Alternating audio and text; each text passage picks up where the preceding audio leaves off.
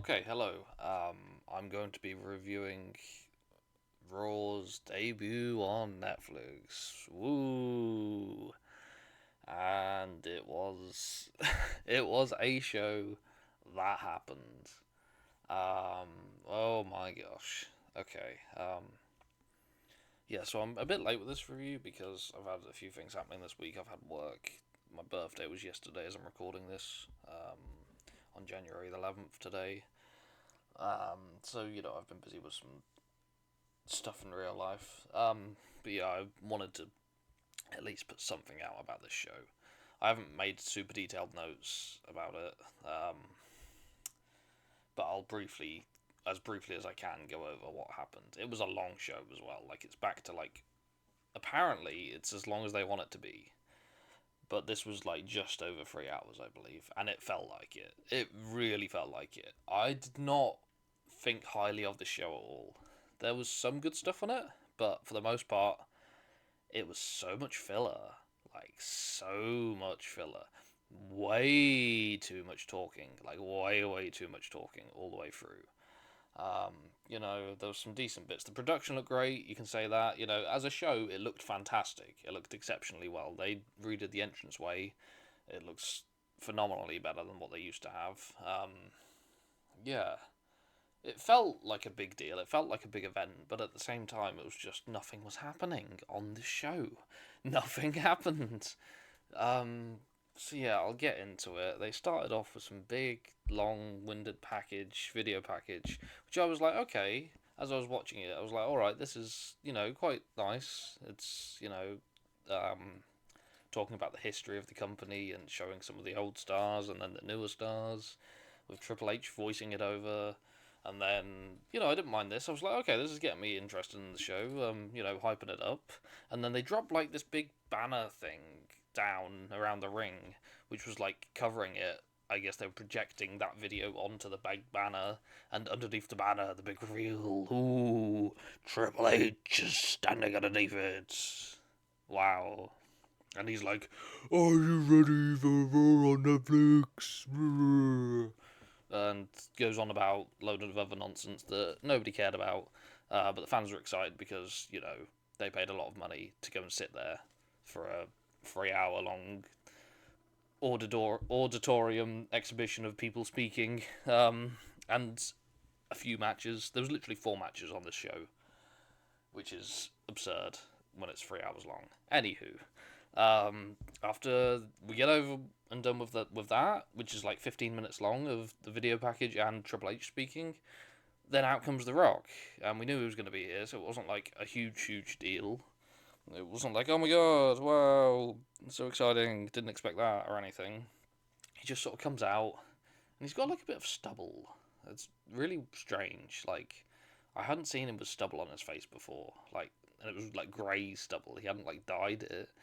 So I don't know if this is him not being a character anymore, because he didn't really talk like a character. He just sort of talked like a dude, like how the CEO or whatever the fuck his title is of TKO. He just sort of talked like the guy who has that job rather than The Rock, if you know what I mean.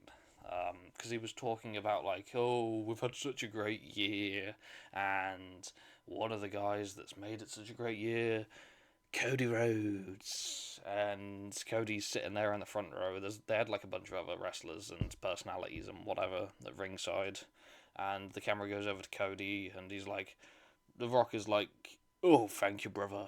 Thank you for what you done. I'd spill your blood all over this ring again if I have to, but thank you, brother. And then he goes and gives him a hug, and it's like, what? Why? Why? The last time we saw these two, there was like animosity between them after they just came off of WrestleMania last year. So I don't know what the fucking deal is there. This sort of, to me, says like they're not going to do The Rock versus Cody Rhodes, which I thought they were going to do at SummerSlam last year. Um, I don't know. I guess we're not getting that match. Um, what happened after that? Yeah, after this, oh, and during this talking segment, The Rock said he's going to be keeping a close eye on the tribal combat of Solo Sikoa and Roman Reigns for the Ula Fala, which is what came up next. And to be honest with you, I had just finished a night shift as I was watching this show, and I got home, put the show on, sat on the sofa, and I fell asleep during this match. So it was alright, what I did see of it, but at the same time, I think it's quite fitting that I did fall asleep during this show.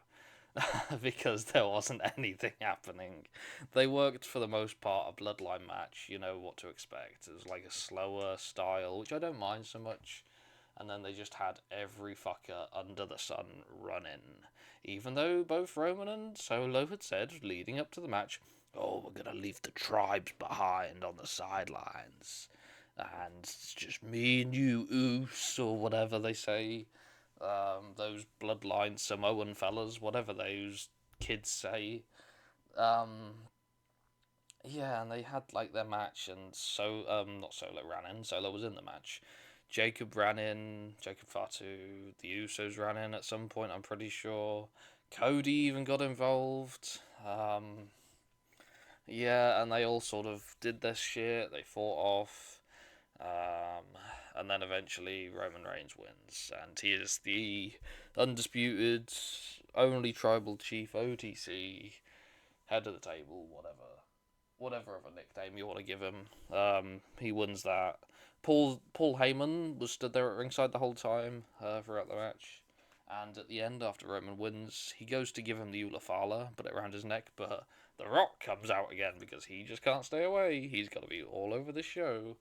He comes out, takes the Ulafala from Heyman, and takes a long time to put it over Roman Reigns' neck, around his shoulders. And yeah, that was that. After this, we got John Cena come out because he's kicking off his retirement tour in 2025. And he talks, well, I'm on Netflix. This is the thing they did a lot throughout the show, which really pissed me off. They kept saying, we're on Netflix, we're on Netflix, oh, we're so excited, we're on Netflix, whoa. And this is something that Cena did. He talked, wow, it's such a great, big honour to be here on Netflix. Wow, it's a big deal, blah, blah, blah, blah, blah. And it makes you feel, when you're watching this, it makes everybody feel, and the company, WWE as a whole, like less of a big deal because they're just fangirling over being on Netflix. So it's like, yeah, we get it. How do you think we're watching the show? Whatever. That's just me being annoyed. I guess. I don't know if anybody else felt the same way about this, but like they just shoved it down your fucking throats that you could not forget that you're watching wrestling on Netflix. I don't know, man. Anyway, yeah, he goes into this big long speech because everybody talked way too long on this show. They only had 4 matches. Yeah, he goes on this long speech and he's eventually like, well, and for the people that want to see me win my 17th World Championship, I don't think it's going to happen. Don't see it happening. It'll take a miracle to do that because it's been 2,000 days since I've won a match or whatever he said, 2,200 days, I don't know, something like that. And it's like, it would take a miracle for me to win. And he's like, wait, I've got an idea.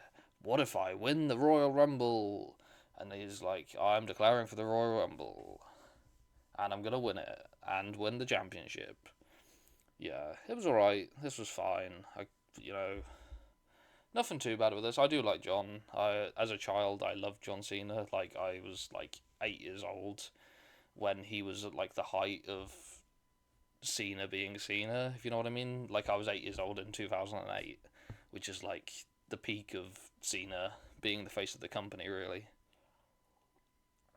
So, yeah, I've got a lot of respect for Cena, and I've always liked his stuff.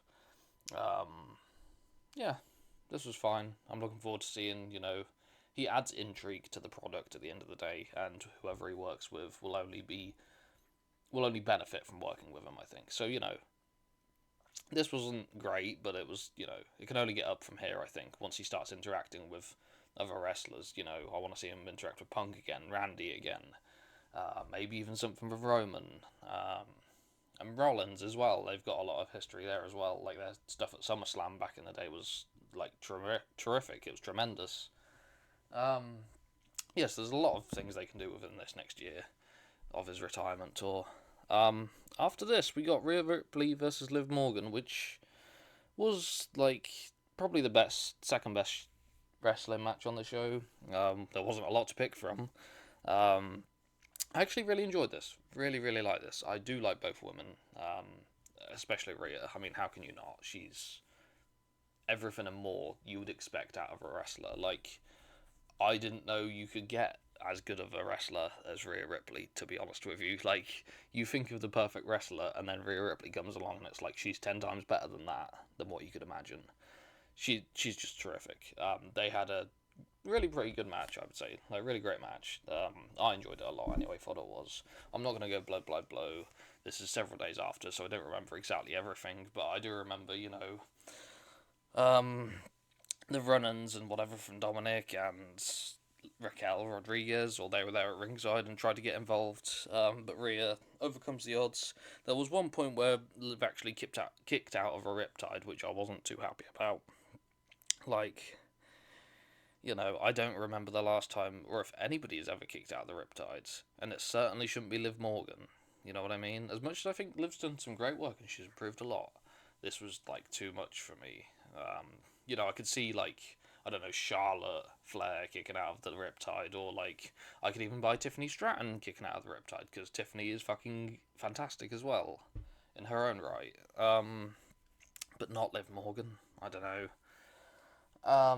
Yeah, but then she eventually hits another Riptide and wins the match, and is the new women's world heavyweight champion. So yeah, things are right in the universe with Rhea Ripley being the champion, and she should not be beaten for that belt until or ever. She should retire with that belt.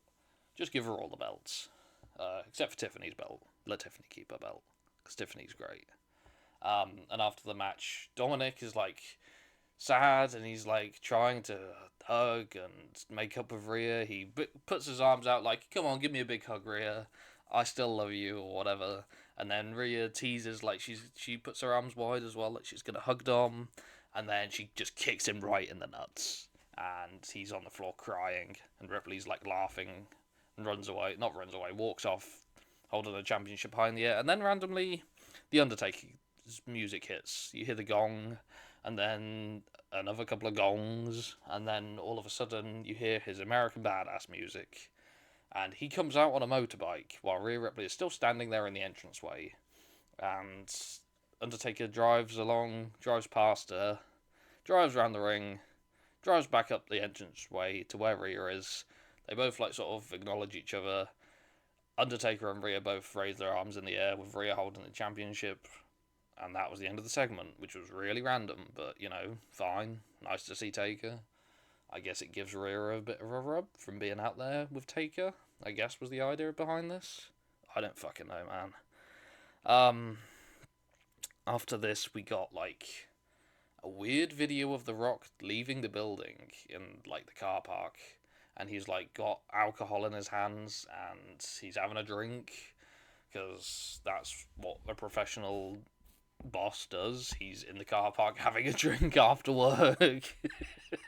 You think about it really, like, why is The Rock, like, one of the board of directors or whatever of TKO, who owns WWE, why is he in the car park outside the building having a drink? What fucking example does that set to the employees? Like, oh, let's all just fucking booze it up in the parking lot. Oh, I don't fucking know, man. That's just really strange to me. I don't know if he's promoting some sort of alcohol that he does or whatever. Fuck if I know. And he like gives Cody a hug because Cody's there in the car park as well for some reason. I guess they're both alcoholics. I don't fucking know. Yeah. So after that randomness, we get what's his name? Which Uso is he? Jey Uso. He's doing an entrance. You know how he comes through the crowd and everybody does the yeet thing where they move their arms up and down in the air for some reason. And he's got some strange rapper with him who apparently sings the rap music for Raw's new song. I was hoping we were going to get a better theme song for Raw. Like one of the old ones, like back in the 2000s. Yeah, but no, I was disappointed because we got some weird rap music from this guy that I've never heard of in my life. I'm sure if you're an American, then you probably know who he is, but don't even remember his name. He comes out with him through the crowd while he's making his entrance. ready for his match with Drew McIntyre, which was a match that I did not watch because I did not care. If it was anybody else really than either of the Usos in this, I would have probably watched it, but I didn't. But yeah, Jay actually won with a roll up, which I was quite disappointed about. I think he won with a roll up anyway. It was something stupid like that, and it's like, why? Why would you have this happen? Whatever. Yeah, after this, we had the segment that everybody was talking about, really. Oh boy. This was a really dark spot on the show. And I haven't, as you can tell, I wasn't overly thrilled with the show overall throughout, but this was the low point. They put this on just before the main event. Oh boy. What do I say about this? So basically, if you didn't see it, what happened was Hulk Hogan's music plays, and out comes Jimmy Hart waving the American flag, and out comes Hulk Hogan, all smiles and, shaking his arms and getting excited, doing his pose, doing the ear thing, and he's got his shirt on promoting vodka, or not vodka, his beer, because he wants you to buy his damn beer, brother. And he's like, let me tell you something, brother. And he goes into his Hulk Hogan nonsense where he talks about Netflix, and he's had some great tag team partners over the years. Randy Savage, I don't know, whoever the fuck else, blah, blah, blah. And that everybody in the arena is just booing this man out of the fucking building. They do not want to see Hulk Hogan. You know, it was dreadful. What were they thinking? Like, I don't know why they're doing business with Hogan anymore. Like, especially with all the stuff with the Vince McMahon lawsuit, why would you want to be involved with this guy that's blatantly been racist on videotape? You know what I mean? And whatever other nonsense he's got going on. Like, I don't know, man. They surely would have known that they're going to get some sort of negative reaction carting out Hulk Hogan after the stuff that he's done. I really don't want to see Hogan on WWE TV or anywhere again, to be honest with you, after this. Like, how can you? After the reaction that he got. And I hear that he's supposed to be on Saturday night's main event, apparently, as well, whenever they're doing that again. It's like, how can they? How can they salvage this? You can't be bringing this guy out there when he's getting reactions like this. Because it's the complete opposite effect of what you want. You want everybody to be going, oh my god, oh, it's Hulk Hogan, this is so great, oh, I'm so amazed at this, I'm going to buy another ticket. No, this is going to drive people off. You're bringing out an old racist who used to be the face of the company. Like, no, let the past be the past and leave it like that. There's a way to use legends and, people that the fans beloved. Hogan is not somebody that they beloved anymore because of his actions that he's taken. You just need to leave this well alone. And then the main event of the evening came on after this, and thankfully this was... it was nearly over. If you got this far, then you might as well stick it out, because you got rewarded with a really, really great match. This was by far the best thing on the show, which is why it was the main event. It was CM Punk versus Seth freaking Rollins, if that is his real name. Yeah, it was what you'd expect. Fantastic match. Couldn't really ask for more from these two guys for having a TV match. It was, yeah, they really went all out. I think Punk even did a dive at one point. I don't remember the last time I've seen that man do a dive. And he said in the press conference afterwards, like, I don't want people to focus on the line, my body is falling apart, but my body is falling apart, or something like that. And it's like, oh, I don't want you to die, Punk. And it's like, it makes you wonder how many more years we've got out of CM Punk, because he's, in his 40s now, and he hasn't been, in ring shape throughout the years that he's been off. So I think he is more susceptible to injuries because of that, and that's why he has been so injured in his time back, even in AEW. At least I think that's why. I could be completely wrong, but yeah, the man's had a lot of bad luck with injuries, and I want him to be healthy. But at the same time, it's sad to think that we're probably much closer to the end of seeing CM Punk in wrestling, at least in a full time capacity, than we are to the start of his career. Yeah, the clock's ticking on him, man. I think, unfortunately. Um, but yeah, sticking to the present, this was a terrific match. Great way to main event your debut on Netflix. It's just a shame that the rest of the show, other than a few things like the Rhea match and the tribal combat wasn't bad. Like, it's a shame that those things were on the show when there's so much other shit stuff on the show, like The Rock's involvement. Like, the show would have been better if they just cut The Rock out completely. They should not have had Hogan on the show, like I said. But yeah, these two killed it. Seth and Punk killed it in the main event, as you'd expect they would. They traded finishes at one point.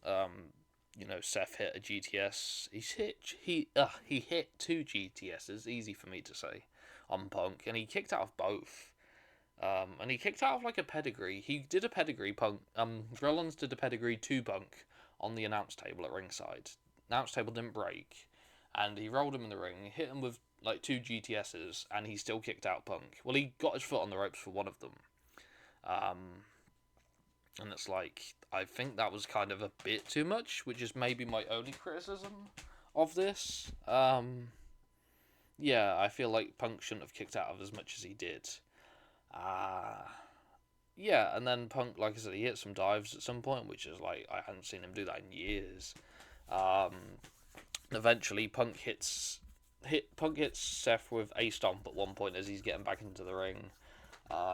Hits him with a GTS. Punk falls to his knees, and Rollins falls onto Punk's shoulders. And Punk stands up again and hits him with another GTS.